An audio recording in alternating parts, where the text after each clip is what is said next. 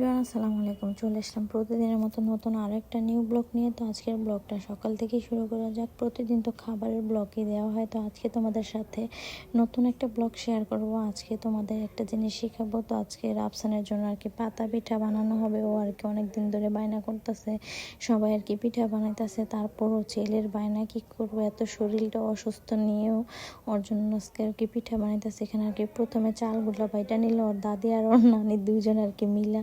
আমি তো আর বসতে পারবো না, যার কারণে ওনারা দুইজন আর কি বাটতেছিল। তারপর এখানে চাউল বাটার মধ্যে আর কি লবণ মাখবো। আর আমি তো রং কিনে আনি নাই, তো যার জন্য আর কি হলুদের গুঁড়ো আছে, খাবারের হলুদের গুঁড়ো, তো ওইটা দিয়ে আর কি একটা কালার করবো আর আরেকটা আর কি সাদাই রাখবো। তো এখন আর কি ভালো করে মাইখে নিতেছি। আর আজকের পিঠাগুলো কিন্তু আমি একাই নিজের হাতে বানাইছি, কারণ অন্যের হাতের পিঠা আমার ভালো লাগে না। কেউ মানে কোনো তাড়নার কারণে হয়তো বা একটু উল্টাপাল্টা বানাইলে সুন্দর না হলে, তো যার কারণে এত কষ্ট করে আর কি চালগুলো বাটা হয়েছে। আমার কিন্তু চাল বাটতে একটু ভালো লাগে না। তো আর এমনি তো এখন তো আর বসতে পারবো না, তো অল্প কিছু পরিমাণে চালে আর কি নিচে আর কি 1 কেজির মতো হইব। তো এখানে আর কি বাটা শেষ করার পরে আর কি লবণ মেখে নিতেছে। আর সবগুলো পিঠা কিন্তু আলহামদুলিল্লাহ আমি নিজে নিজে চেষ্টা করে সবগুলো বানিয়েছি। অনেক কষ্ট হয়েছে, তারপরও নিজে নিজে তৈরি করছি, কারণ নিজের হাতের জিনিসটা দেখার পর একটা শান্তি লাগে অন্যরকম। তো এখানে আর কি লবণ মেখে দিতেছিল আমার আঙুলটা আবার একটু কাটা ছিল, তো যার কারণে আমি লবণ হলুদ মাখতে পারতেছিলাম না আর কি, আমার আঙুলে যে ঢুকতেছে। আর আজকের পিঠাগুলো কিন্তু আমি সিরিজ দিয়ে বানাবো, মানে যে সুই লাগানো থাকে ওগুলো আর কি ইনটেকে আমি কিনে নিয়ে আসছি, তো ওগুলো দিয়ে আর কি বানানো হবে। আর এই পিঠাগুলো কিন্তু এক একজন এক এক রকম ভাবে বানায়। কেউ মানে যে লোহার কাপ আছে ওগুলো দিয়েও বানায়, আবার কেউ লবণের যে পলিথিন আছে ভারী পলিথিনগুলো, তো ওগুলো দিয়েও বানায়। আর আমি কিন্তু সিরিজ দিয়ে বানাবো। আমার সিরিজ দিয়ে বানালে মনে হয় পিঠাগুলো সুন্দরও হয়, আবার একটু তাড়াতাড়ি হয়, আমার নখে ব্যথা হয় না, তো যার কারণে আমি সিরিজ দিয়ে বানাবো। তো এখানে আবার একটু অল্প পরিমাণে হলুদ নিচ্ছি আর কি, হলুদটা দিয়ে দেখলাম যে কালারটা কীরকম আসে। কিন্তু মাশাল্লাহ হলুদটা দেওয়ার পরে কিন্তু রঙটা খুবই ভালো আসছিল। আর এখানে আমি হলুদ কিন্তু অল্প পরিমাণে নিছি, হলুদটা শুধু আর কি মাঝখানে মাঝখানে দিছি। আর সাদাটা দিয়ে একটু বেশি বানানো হয়েছে, যেহেতু আমি একা একা বানাবো, তো এতগুলো তো আর হলুদ মাখা রাখলে ভালো লাগবে না, তো পরে আবার কী করব। তো যার কারণে আর কি প্রথমে অল্প করে হলুদ মেখে নিলাম। তো এখন আর কি সব কিছু মেখে নিতেছি। আর তোমরা কে কে বাড়িতে কী কী রকমের পিঠা বানাইছো অবশ্যই আমাকে কমেন্ট করে জানাবে। আর আমি কিন্তু এ বাড়িতে অন্য কোনো রকম পিঠা বানানো হবে না, শুধু এটা আর কি রাফসান আর কি পছন্দ করছে, বলতেছে সবাই এরকম বানাইতেছে, আম্মু আমাদের একটু বানাও। ওর কিন্তু খাওয়াটা কোনো ফ্যাক্ট না, ওর কিন্তু মানে আনন্দটাই হইতেছে বড় কথা। ওর কি কারো কোনো কিছু দেখলে ওর আর কি এটা করতে খুব আগ্রহ লাগে। তো আমি কিন্তু এগুলো বানাইতাম না, এখন কিন্তু আমার সময় আর বেশি দিন নেই, একদম পুরোপুরি আর 1 সপ্তাহ আছে মাত্র। তো এই সময়তে এগুলো করা একদমই সম্ভব না, কিন্তু ভাবলাম ছেলের মনে কষ্ট পাবে, তো যার কারণে আমার ছেলেকে খুশি করানোর জন্য কিন্তু মূলত আমি এই কাজটা করছি। তো তোমরা সবাই অবশ্যই দেখতে থাকো আমি কিভাবে পিঠাগুলো তৈরি করি। আর এরকমভাবে তোমরা অবশ্যই বাসায় ট্রাই করে কিন্তু বানিয়ে দেখতে পারো, খুব সুন্দর হবে। এখানে আর কি মোটকাগুলো নানু ধুয়ে রাখছিল, তো এখন আর কি মোটকাগুলো আমি ভালো করে মুছে নিতেছি পানিটা শুকানোর জন্য। পানিটা শুকিয়ে গেলে মোটকাগুলো মুছে তারপরে এখানে একটু সয়াবিন তেল বা সরিষার তেল যেটাই থাকে ওই তেলটা আর কি এখানে ব্যবহার করতে পারবা। তেলটা দিয়ে দিলে পিঠাগুলো লাগবে না। আমি কিন্তু এখানে আজকে কাঁঠাল পাতা নিছি, তারপরে কলা পাতা নিছি, মোটকা নিছি। আর যদি পিঠা বানাতে পারো তাহলে কিন্তু সব কিছুতেই সুন্দর। আর আমার পিঠাগুলো কিন্তু অনেক সুন্দর হয়েছে। তো সব কিছু তো আর ভিডিও করা হয়নি, তারপর আমি যতটুকু পারছি অল্প অল্প করে একটু একটু করে তোমাদের জন্য সুন্দর করে ভিডিও করে রেখে দিয়েছি। তোমরা কিন্তু অবশ্যই আমি ঠিক যেভাবে যেভাবে কাজগুলো করছি তোমরা যদি সবাই মনোযোগ দিয়ে দেখে থাকো, তাহলে কিন্তু অবশ্যই এরকম করে বাড়িতে ট্রাই করলে এরকম এর থেকেও আরও সুন্দর হবে তোমাদের পিঠাগুলো। প্রথমে আর কি চালগুলো আমি একটা মানে ভাঙে আনছিলাম বাজার থেকে, তারপরে এই চালগুলো আর কি একটা পাটার মধ্যে সুন্দর করে মিক্স করে বেটে নিয়েছি, মানে একটা বাটাই দিছে। তারপরে এখানে লবণটা শুধু দিয়ে ভালো করে মেখে নিয়েছি। তারপরে তো তোমরা দেখতে পারতেছো এখানে যে মোটকাগুলোতে আমি বানাবো মোটকাগুলোতে আর কি তেল মেখে নিতেছি। আর যে কাঁঠাল পাতা আছে ওই পাতাগুলো আর কি ধুইয়া তেল মেখে নিছি, কিন্তু কলা পাতার মধ্যে আমি কোনো রকম তেল দিতে হয় নাই, মানে কলা পাতাগুলি এমনিতেই উঠে গেছে। আজকের পিঠাগুলো কিন্তু অনেক সুন্দর হয়েছিল, প্রথম বানাইছি তো 2-1টা আর কি একটু সিরিজটার মধ্যে প্রবলেম হয়েছে, তারপরে কিন্তু আস্তে আস্তে আমার পিঠাগুলো খুব সুন্দর হয়েছিল।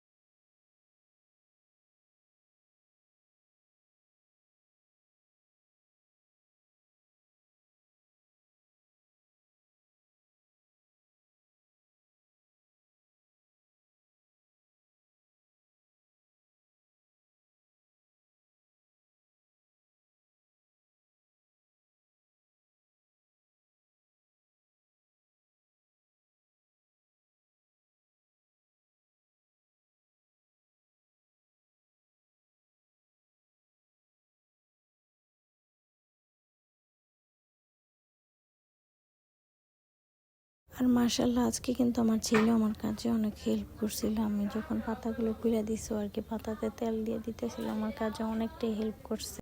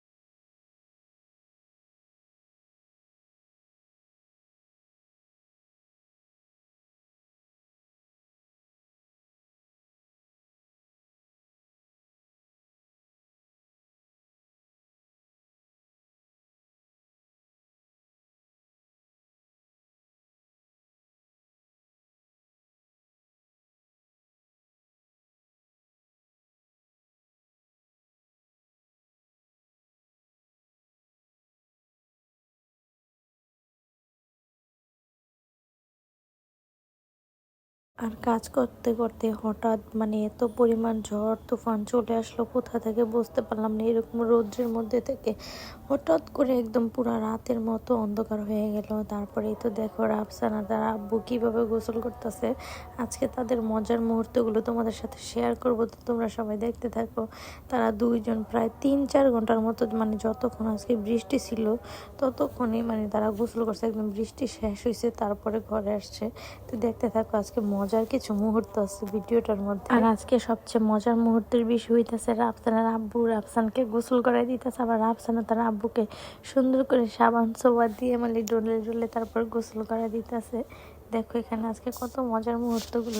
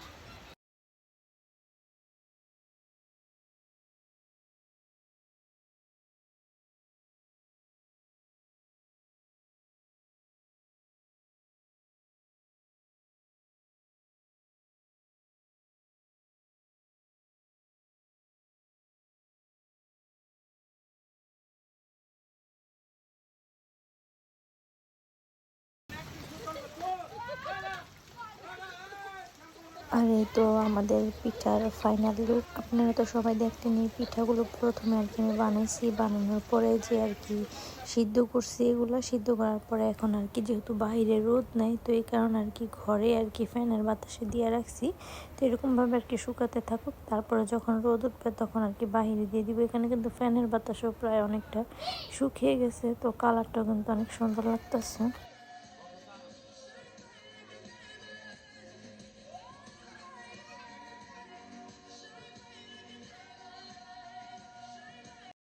তারপরে তো আজকে দুপুরের খাবারে ছিল এটা হইতেছে কহি ভাজি। আমাদের এখানে এটাকে কহি বলা হয়, তোমাদের এখানে কি বলে আমি তো আর জানি না, কমেন্ট করে জানাবে। সাথে ডাটা আলু টমেটো দিয়ে ৫০ টাকা মাছ রান্না করা হয়েছে, আর আফসানের জন্য মুরগি ভাজা হয়েছে। তো এই ছিল আজকে দুপুরের সিম্পল খাবার। তো আজকের ব্লগটা তোমাদের কাছে কেমন লাগলো অবশ্যই কমেন্ট করে জানাবে।